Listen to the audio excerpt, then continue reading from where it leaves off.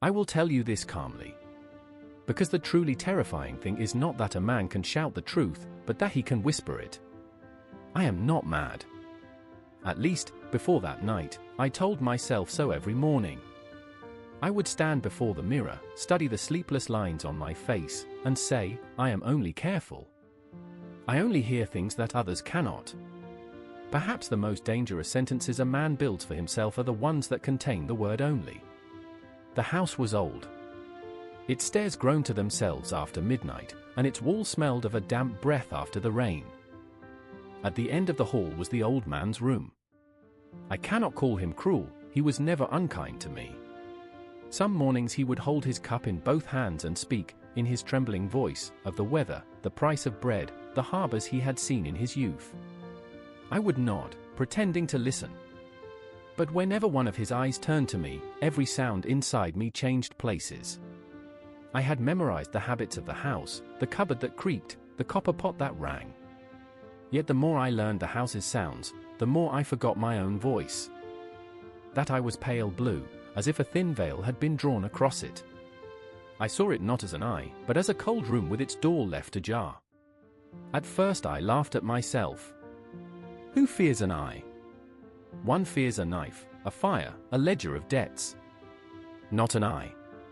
But fear is not always born of great things. Sometimes a small detail drives into your mind like a nail, and instead of pulling it out, you build a life around it. My life began to narrow around that eye. At night I could not sleep. I counted the cracks in the ceiling and separated the sounds of the house. Some mornings I rose not as a man who had survived another night, but as one diminished by it. Purple shadows grew beneath my eyes. In my notebook I wrote small notes. Today the eye did not look at me. Today the heartbeat was not heard. Order, sometimes, is the cleanest coat that madness wears. One night I stood before his door. I held a small lantern, its light shut off. I turned the handle so slowly it was as if I feared to wound time itself. The old man slept. The eye was closed. And when it closed, all my rage vanished for a moment. I went back. The next night I went again. And the next. Each time I opened the door a little, slipped my head inside, and held the lantern shutter between my fingers. If the eye was closed, nothing happened. And realizing this frightened me more, for it meant I did not hate the old man. Not his voice, not his trembling hands. Only that eye. By day I treated him more gently than ever, and even that did not ease me. When a man's kindness becomes too neat, it is no longer mercy, but a costume. On the 8th night, a strange silence filled the house. Even the wind waited outside the windows. This time I felt calmer than ever. Perhaps when a decision settles inside a man, it silences his fear for a while. I opened the door. I stepped in. And just then my finger slipped on the shutter, and a single thin thread of light fell into the room. The old man woke. He did not sit up, he did not cry out. He only stayed motionless in the dark. In that silence I knew he was awake, and he knew something was in the room. Then, in a low voice, he said, "Who's there?" I did not answer. I held my breath. Then I opened the shutter a little, and the light fell upon that pale blue eye. It was open. Then I heard a sound. At first it was faint, like a watch hidden beneath a pillow. Then it grew. Steady, insistent, alive. It was a heartbeat. His heart, or mine, or something hidden inside the walls, I do not know. But every beat drove a nail into the silence of the house. Faster. Louder. Closer. I thought the neighbors would hear it. I thought the street would hear it. I thought the whole city would hear this sound, and the doors would open, one by one. What I did in that moment, I will not describe to you. For some darknesses, when poured into words, do not enlighten a man, they only stain him. I will only say this. The sound stopped. The room fell silent, suddenly, like a shell emptied of its life. I waited a long time in the dark. My hands were not trembling. Did this comfort me? No. It frightened me more. Because if a man does not tremble after doing something terrible, it means there is still a clock inside him that has stopped working. Toward morning I put the house in order. I set everything in its place. I straightened the chairs. I shut the lantern. I checked my own face in the mirror. My eyes were bright, but I looked calm.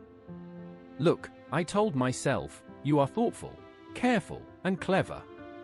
But those words no longer carried me, I was carrying them. Inside me there was a weight, hidden, deep, beneath the floorboards. When the door knocked, I was not surprised. Perhaps I had been waiting. 3 policemen came. A neighbor had heard a sound in the night. I smiled. I let them in, showed them the rooms, told them the old man had gone out of town. I listened to my own voice, it was smooth, too smooth. I offered them coffee. As I set out the cups, I saw that my hands did not tremble, and I was proud of it. Then I was ashamed of that pride. One remarked the house was old. Another said the rain would ease by morning.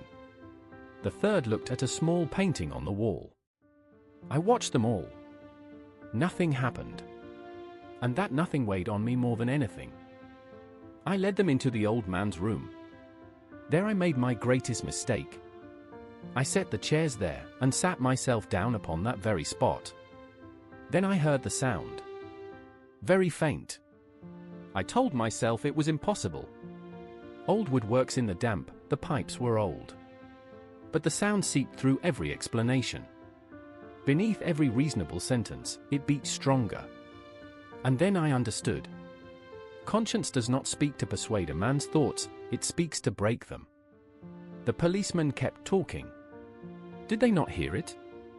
How could they not hear it? The sound rose higher. The edge of the table seemed to tremble with each beat, the candle flame shrank and stretched to its rhythm. I thought they knew. I thought their kindness was torture, their smiles knives. I could not bear it. I sprang from my chair. I shouted over the sound. And at last the words spilled from my mouth, the floor, the night, the lantern, the eye, all of it. Did the sound stop when I confessed? I still do not know. Madness, sometimes, is not failing to hear the truth, it is hearing it before everyone else. Silence is never empty. However deep a man buries a thing, one day a sound rises from it. And that sound, whatever its name, delivers you, in the end, to yourself.